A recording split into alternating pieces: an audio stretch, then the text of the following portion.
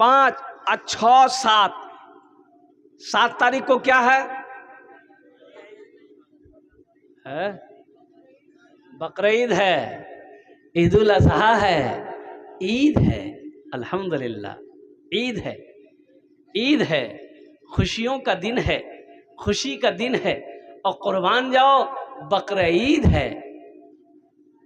हमारे बच्चे लोग तैयारी किए कि नहीं किए पता नहीं। अरे नमाजों पढ़ना है उस दिन की नहीं, खाली गोश्ते खाना है। गोश्त का खैरियत नहीं है उस दिन। कितना आदमी तो टेबलेट खरीद के रखता है, हाजमा का टेबलेट। अब इधर रखता कि नहीं रखता? कलकत्ता में तो रखता मेरा लोग। कितना नौजवान हाजमे की टेबलेट रखता है। ए बाप, ले गोश्त दे गोश्त।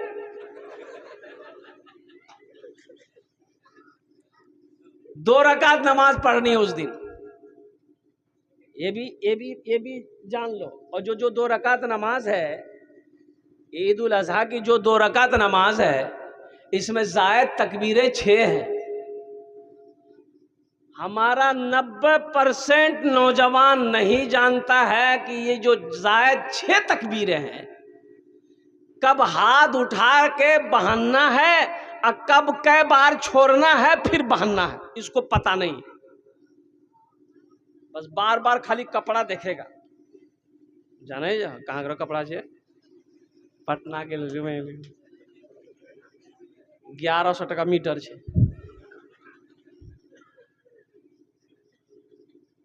अरे 1100 टका मीटर वाला कपड़ा पहना है, ईद की नमाज पढ़ने जाना है, तो तरीका मालूम है? ईद की नमाज का तरीका मालूम है कि नहीं है?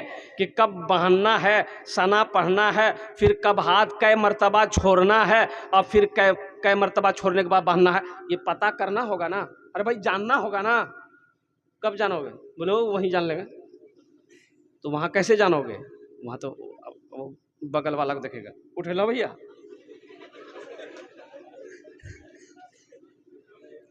अब बगल वाला जितना बार उठाएगा ये भी उठाएगा।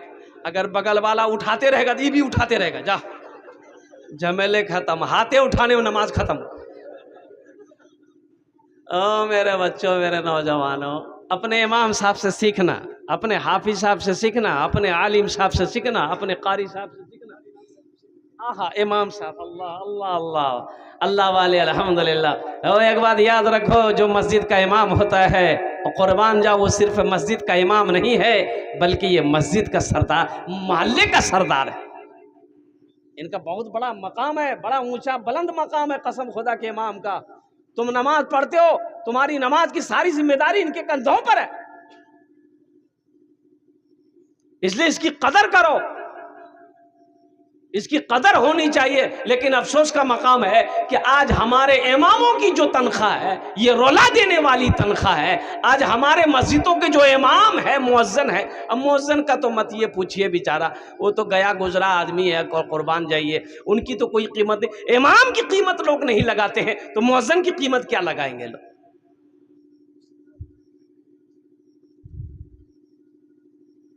एक इमाम की तनख्वाह अभी जो चल रहा है 7,000, 8,000, 9,000, 10,000, बहुत हो गया। हम मुखिया साहब से पूछना चाहते हैं, मुखिया साहब एक बात हमको बताइए, 8,000 में आपका घर चल जाएगा? एक सदर साहब ने, मस्जिद का सदर था, इमाम साहब से बोला कि इमाम साहब दुआ कीजिए, मेरे बेटे को अच्छी नौकरी मिल जाए, अच्छी नौकरी मिल जाए, दुआ कर दीजिए, कस करके इंटरव्यू होने वाला। इमाम साहब बोला ठीक है, दुआ कर देंगे। असर में, असर की नमाज खत्म हुई, इमाम साहब ने हाथ फैलाया कि या अल्लाह, मेरे सदर साहब के बेटे की नौकरी लगने वाली है, ऐसी नौकरी लगा दे कि जितनी तनख्वाह मेरी है उतनी तनख्वाह उसको भी मिले। सदर साहब वहीं गर्म हो गया। क्या आपका दिमाग खराब हो गया है? 8,000 में क्या होगा? आपका नहीं होगा, इमाम साहब का हो जाएगा। इसकी बीवी नहीं है, इसका बच्चा नहीं है, इसके रिश्तेदार नहीं है, इनके शौक नहीं है, इनके जज्बा नहीं है, इनकी जरूरियात नहीं है। कुर्बान जाओ, जो अपने लिए पसंद करो वही दूसरों के लिए पसंद करो। ये इमामुल अंबिया जनाब मोहम्मदुर रसूलुल्लाह सल्लल्लाहु अलैहि वसल्लम की हदीस है, जो अपने लिए पसंद करो वही दूसरों के लिए पसंद करो। हमारे ख्याल से एक इमाम की तनख्वाह अभी के हालात में कम से कम 25 से 30 हजार होना चाहिए। भाई मोहल्ले के अंदर में 50 घर मान गए, 50 घर है, 50 घर है, 500 रुपया महीना अगर हर घर से मिलेगा, 25 हजार हुआ कि नहीं हुआ? अब ये 500 रुपया अगर आप दे देंगे तो क्या आप गरीब हो जाएंगे? जिस मस्जिद का इमाम, जिस मोहल्ले का इमाम खुशहाल हो रहेगा, अल्लाह उस बस्ती के अंदर में खुशहाली पैदा फरमाएगा। जो इमाम खुश रहेगा, अल्लाह उस बस्ती के अंदर में खुशहाली पैदा फरमाएगा। इमाम रोएगा, मोहल्ले में खुशहाली पैदा हो नहीं सकती। ये वारिसे अंबिया है, इसलिए इसकी कद्र होनी चाहिए। अल्हम्दुलिल्लाह सुम्मा अल्हम्दुलिल्लाह। एक एक एक एक एक एक फिरका है बोहरा, और मेमन भी कहते हैं, उसे बोहरा भी कहते हैं। यहाँ तो नहीं देखने को मिलेगा, कलकत्ता ये बड़े बड़े शहरों में वो मेमन है, बोहरा। वो कुर्बान जाइए, उसके जो इमाम होता है ना, वो 4 चक्का में आता है नमाज पढ़ाने के लिए। क्या चक्का में? एसी रूम में रहता है उसका इमाम। हम लोगों का इमाम अगर मोटरसाइकिल अगर चला लिया तो चाय की दुकान में बैठ के बोलेगा, देखते हो इमाम कितना उड़ रहा, देख लो कितना स्पीड से मोटरसाइकिल चल रही। इमाम को उड़ना बंद कर देगा।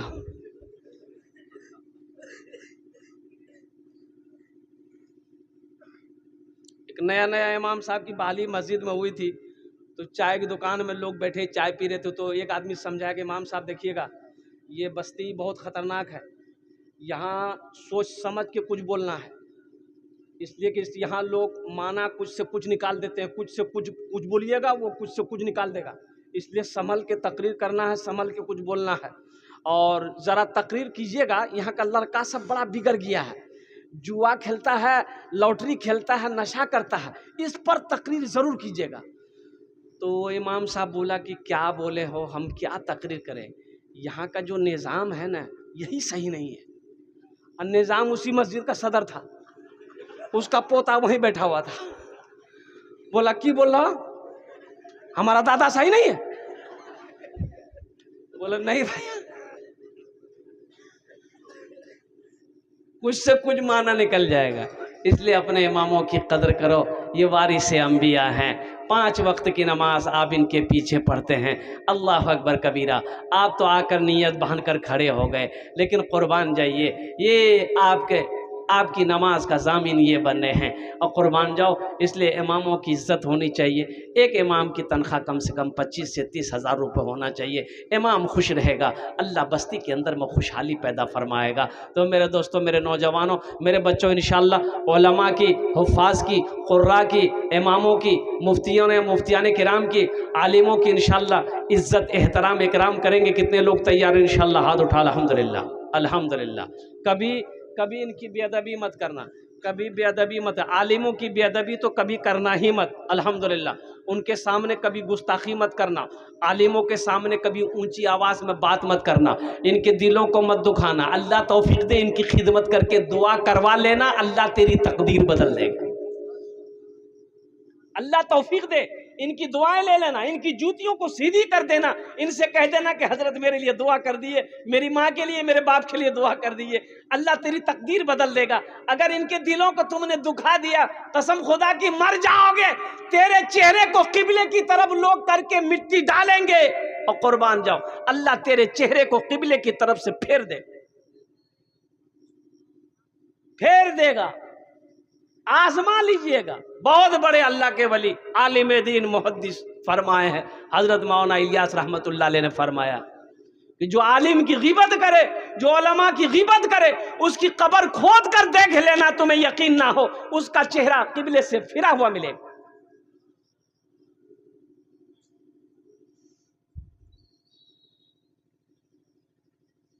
इंशाअल्लाह इकराम करेंगे। देखिए बड़े शहरों में जो मस्जिद होती है, ए बाबू ए बाबू जा पोजीशन ठीक नहीं है उसका, समझी गला। अच्छा अब जब तक मेरी तकरीर होगी कोई जाएगा आएगा नहीं ना? है बच्चा सब जब नहीं जाएगा है लग रहे। एक जगह तकरीर कर दे, एक नौजवान खड़ा हुआ, मैंने कहा क्या हुआ? बोला है, हम बोले बैठो। 10 मिनट के बाद फिर खड़ा हुआ, हमने कहा काहे परेशान है? बोला मौलवी साहब बर्दाश्त नहीं है। हम कहा नौजवान है बर्दाश्त करो, बैठो थोड़ी देर और बैठो। बैठ गया। कुछ देर के बाद मेरी तकरीर ख़त्म हो गई, देखे बैठा हुआ था तो नज़र पड़ गई, तो हमें इशारा किया बेटा जो। बोला नहीं जाएंगे। तो हमने कहा काहे नहीं जाएगा? तो नौजवान बोला क्या करने जाएंगे, जो करने जा रहे थे वो यही हो गया, अब जाने की ज़रूरत नहीं है, आप तकरीर कीजिए हम तकरीर सुनेंगे। हाँ मेरे बच्चों नौजवानों, दिल जमी के साथ इत्मीनान के साथ खाने बोशो इंशाल्लाह हम ये तुम्हारे जुन्ने दुआ करबो। तो मैं ये कह रहा था कि बड़े शहरों के अंदर में मस्जिदें जो होती है वो जहाँ इमाम साहब नमाज पढ़ाते हैं वहीं दरवाज़ा होता है आने के लिए, बीच मस्जिद से आने की ज़रूरत नहीं है। समझ रहे ना? बड़ी बड़ी मस्जिदें जो है बड़े शहरों में, तो जहाँ इमाम साहब नमाज पढ़ाते हैं ना तो सामने ही दरवाज़ा होता है। इसी दरवाज़ा से इमाम साहब आएंगे, मुसल्ला पे खड़े हुए नमाज पढ़ाए, फिर दरवाज़ा खोले, इमाम साहब चले गए अपने रूम में हुजरे में। बीच मस्जिद से आने की ज़रूरत नहीं इमाम साहब। एक इमाम साहब को कहीं जाना था तो लोगों से कहा कि भाई 2-4 टाइम हम नहीं रहेंगे तो नमाज कोई पढ़ा दोगे? तो एक मुक्तदी बोला कि नमाज ही ना पढ़ाना मौलवी साहब, हम पढ़ा देंगे। बोला कि सब मालूम है? तो बोला कि सब मालूम है। अरे नमाज में पढ़ाना ना है, मालूम है, जाइए आप, जाइए। कब आइएगा? बोला हम कल आएंगे। बोले जाइए आप।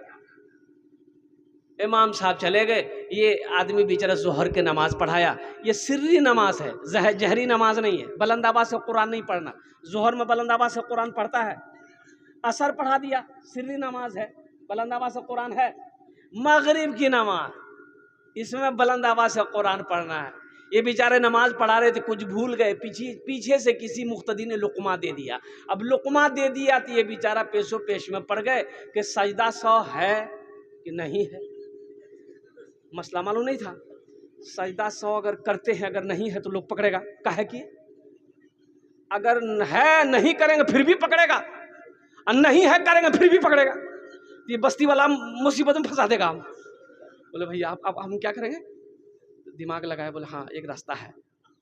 बस आखिरी रकात पूरी करके सजदा में गया, तमाम मुक्तदी सजदे में, ये भी सजदा में गया, और चुपचाप उठा, कुंडी खोरा निकल गया। सब मुक्तदी सजदा में, सुभान रब्बियल आला, सुभान रब्बियल आला, सुभान रब्बियल आला। कोई 3 मरतबा, कोई 5 मरतबा, कोई 7 मरतबा, कोई 11 मरतबा पढ़ लिया। कितना पढ़ेगा भाई? अब उसी में से कितना नमाजी बेचैन भी ना होता है। वो भाई कहावत है, मौलवी साहब एक आदमी, ए भैया मौलवी साहब नहीं थे, मौलवी साहब आ गए। इसलिए अपने इमामों की इज्जत हो, अपने इमामों की कदर हो, अपने इमामों का एहतराम हो। तो मैं कह रहा था कि कुर्बानी, मेरे बच्चों का पैगाम बस ले लो, मेरा मौजू ये नहीं था, लेकिन इन्ना आतैना कल कौसर फसल्लि लिरब्बिका वनहर इन्ना शानिअका हुवल अब्तर। कुर्बान जाओ। ईद उल अज़हा के दिन 10 ज़िलहिज्जा को अल्लाह को सबसे ज़्यादा महबूब अमल अगर कोई पसंद है तो अल्लाह के रास्ते में खून का बहाना पसंद है। इसलिए अल्हम्दुलिल्लाह सारे लोगों को कुर्बानी करनी चाहिए। बाज़ लोग कहते हैं कि भाई हम क्या करें, हम तो कुर्बानी के लायक नहीं है। काहे लायक नहीं हो? लायक काहे नहीं हो? वो जो पैसा बैंक में है वो कब निकालोगे? वो कब निकलेगा? बोले नहीं।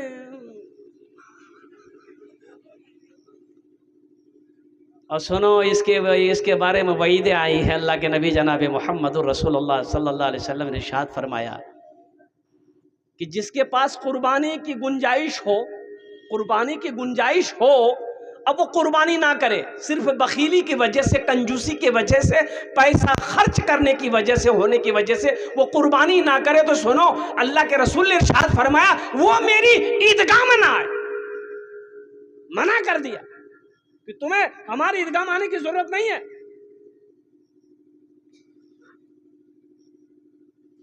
मेरे भाइयों, मान के एक बकरा आप नहीं दे सकते हैं। एक बकरा की कीमत 7,000, 10,000, 15,000, 20,000 रुपया है। हम एक बकरा नहीं दे सकते हैं, कम से कम हिस्सा तो ले सकते हैं भाई। अरे हिस्सा इधर होता कि नहीं होता? हिस्सा तो ले सकते, अल्हम्दुलिल्लाह सुम्मा अल्हम्दुलिल्लाह। ओ ऊंट 5 साल का, ऊंट 5 साल हो, भैंस बैल गाय कम से कम 2 साल हो, बकरी बकरा खस्सी 1 साल का कम से कम 1 साल का हो। अब मुर्गा नहीं, वाह, अगर मुर्गे की कुर्बानी होती वाह, तो कितना आदमी देसी मुर्गा के चक्कर में नहीं रहता, वो पोल्ट्री के चक्कर में रहता। वो बेटा को भेजता मोटरसाइकिल लेके, जो नरपतगंज जो एगो पोल्ट्री उठा लिया, अब बड़का छुड़ा रखता, मार तखड़ा। ओ मेरे बच्चों, मेरे नौजवानों, कुर्बानी करो, कुर्बानी करो। और सुनो, अल्लाह एक एक जानवर के बदन में जो बाल होता है ना, अल्लाह एक बाल पर एक नेकी अता फरमाएगा। सुभान अल्लाह, बोला था माशाअल्लाह। एक बाल पर कुर्बानी के जानवर के बदन में जो बाल होता, एक बाल पर एक नेकी। ओ कुर्बान जाओ, लाखों करोड़ों बाल उनके होंगे, और कुर्बान जाओ, अल्लाह लाखों करोड़ नेकियां आता फरमाएगा। इसलिए कुर्बान जाओ। हजरत इब्राहिम अलैहिस्सलाम को अल्लाह ने हुक्म दिया, ओ मेरे इब्राहिम, मेरे रास्ते में वो चीज़ कुर्बान करो जो तुम्हें सबसे ज़्यादा प्यारी हो, जो सबसे ज़्यादा अजीज़ हो, जो सबसे ज़्यादा महबूब हो। तो हजरत इब्राहिम अलैहिस्सलाम को जान से ज़्यादा प्यारी चीज़, अगर महबूब कोई चीज़ थी, तो हज़रत इस्माइल अलैहिस्सलाम, वो लख्ते जिगर बेटा था। और कुर्बान जाइए, क्या ईमान था। देखिए, इम्तिहान आजमाइश तो अंबिया कराम ने दिया, हम लोग क्या इम्तिहान दे पाएंगे। अगर इम्तिहान लेने का अगर हम लोगों से लिया जाए तो हम लोग तो ऐसे ज़ीरो पे आउट हो जाएंगे। कुर्बान जाइए, बाप पैगंबर, बेटा भी पैगंबर, अल्लाह का हुक्म आ गया, वो भी बेटा, ओ बड़ी मुश्किलों से अल्लाह ने अता फरमाया। कुर्बान जाइए, कई दुआएं, कितनी साल दुआएं मांगने के बाद हज़रत इस्माइल अलैहिस्सलाम को अल्लाह ने तोहफे में दिया। और कुर्बान जाओ, बेटे के साथ में लिए हज़रत इब्राहिम अलैहिस्सलाम छुरी लेते हैं, रस्सी लेते हैं, बेटे के हाथ पकड़ते हैं। जब निकलने लगते हैं तो हज़रत हाजरा कहती हैं, कहाँ जा रहे हैं मेरे बेटे को लेकर आप? कहा जी मेरे एक बहुत बड़े दोस्त है, मैं उनसे मिलाने लेके जा रहा हूँ। शैतान बेचैन हो गया, शैतान बेचैन हो गया। हजरत इब्राहिम अलैहिस्सलाम हजरत इस्माइल अलैहिस्सलाम को लेकर निकले। शैतान इंसानी शक्ल में हजरत हाजरा के पास आया और कहता, हाजरा, इब्राहिम कहाँ है? बोला वो कहीं गए हैं। बोले इस्माइल कहाँ है? बोला वो अपने दोस्त से मिलाने ले गए हैं। कभी कभी शैतान भी झूठ बोलने पर मजबूर हो जाता है। शैतान ने कहा कि नहीं नहीं, वो कोई अपने दोस्त से मिलाने नहीं जा रहे, बल्कि अल्लाह का हुक्म है हजरत इब्राहिम अलैहिस्सलाम को कि मेरी राम अपने बेटे की कुर्बानी करो। वो इस्माइल को कुर्बानी करने ले गए। तो हजरत हाजरा रोने लगी। शैतान ने चाल चली, ये दौड़ती भी जाएगी, इस्माइल को छोड़ा कर लाएगी, माँ है। लेकिन कुर्बान जाइए, हजरत हाजरा रोने लगी और रोते हुए कहने लगी, इब्राहिम ये आपने क्या किया? इब्राहिम आपने ये क्या किया? मुझसे ये बात क्यों छुपाई कि अल्लाह का हुक्म है? ए इब्राहिम, आप क्या समझ रहे थे? आप मुझे बता देते तो मैं आपको बेटे की कुर्बानी से रोक देती। नहीं इब्राहिम, आप मेरे बेटे को कुर्बान करते, मैं आपके साथ चलती, मैं आंचल उठाकर कुर्बानी की कबूलियत की दुआ मांगती। आप मेरे बेटे इस्माइल को कुर्बान करते, मैं कुर्बानी की कबूलियत की दुआ करती। शैतान वहीं मुंह खा गया। अल्लाह तबारक व तआला ने हज़रत इस्माइल अलैहिस्सलाम की कुर्बानी कबूल की। बेटे को लेटाया, छुरी चला रहे, छुरी चलने रही है। बड़ा लंबा वाक़या है। अल्लाह तबारक व तआला को यादा इतनी पसंद आई, जन्नत से मेंढा आया, हज़रत इस्माइल अलैहिस्सलाम की जगह पे मेंढे की कुर्बानी दी। कुर्बान जाइए, ये अमल अल्लाह को इतना पसंद आया कि सुबह क़यामत तक के लिए अल्लाह तबारक व तआला ने हज़रत इब्राहिम अलैहिस्सलाम की सुन्नत को जिंदा रखा। वो बेटे की कुर्बानी करने को तैयार है, यहाँ हिस्सा देने को तैयार नहीं। इंशाअल्लाह करेंगे। देखिए, कुर्बानी गोश्त खाने का मकसद ये नहीं है कि कुर्बानी देखो गोश्त खाना है, मकसद ये नहीं है। मकसद ये होना चाहिए कि अल्लाह हमसे राजी हो जाए, ये अल्लाह का हुक्म है। ये अल्लाह का हुक्म है। तो इसलिए ये पैगाम था कुर्बानी के हवाले से जो मैंने आप तक पहुंचाया है। और मुअज़्ज़ज़ सामीन किराम, ज़रा इस मजमे के अंदर में एक बार बताइए, जन्नत में महल कौन कौन बनाएंगे? मैं उसके लिए 10 दुआ करूंगा इंशाअल्लाह। कबूलियत की घड़ी है, तहज्जुद का वक्त शुरू हो चुका है। अल्हम्दुलिल्लाह इस वक्त जो भी दुआ होगी कबूल होगी अल्लाह की बारगाह में। और दूसरी बात मैं बता दूं, मैं मुसाफिर आदमी हूँ, मुसाफिर की दुआ अल्लाह रद्द नहीं करता है। और कुर्बान जब इसके बारे में हदीस है, अल्लाह के नबी ने इरशाद फरमाया, जब मुसाफिर दुआ करता है अल्लाह उसकी दुआ को रद्द नहीं करता बल्कि अपनी बारगाह में कबूल फरमाता है। तो मैं आपके लिए 10 दुआ करूंगा इंशाअल्लाह, वो लोग भी शामिल हो जाना। जन्नत में महल कौन कौन बनाएंगे? हाथ उठा दीजिए, मैं दुआ कर दूंगा इंशाअल्लाह।